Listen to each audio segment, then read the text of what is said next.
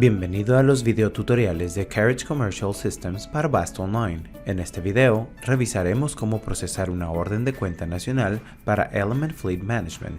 La empresa Element Fleet tiene diversos programas de tarjetas diseñados para satisfacer necesidades únicas de sus clientes.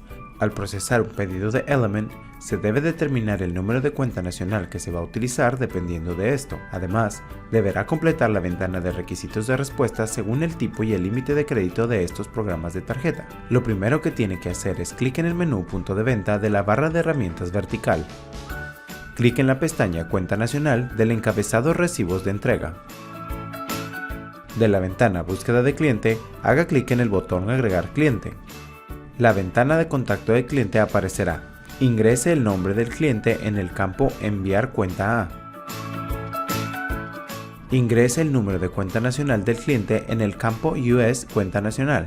Si el cliente tiene una tarjeta verde o roja, el número de cuenta nacional que se utilizará es 6383. Si el cliente tiene una tarjeta azul, el número de cuenta nacional que se utilizará es 6384. Una vez que haya ingresado el número de cuenta nacional, haga clic en el icono de lupa y el número non-SIG se autopoblará.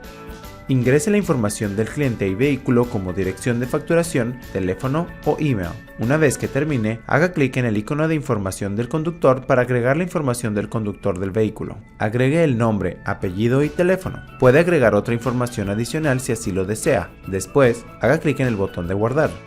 Regresará a la ventana del contacto del cliente. Haga clic en guardar. La ventana de requisitos de respuesta se mostrará. En el campo POSC Coupon ID, ingrese lo siguiente. Si es una tarjeta azul, el prefijo es CCB más el número de tarjeta. Si es una tarjeta verde o roja, el prefijo es CCR más el número de tarjeta. Puede encontrar el número de tarjeta en la parte inferior del icono de Element. Este puede comenzar con 599 o 005.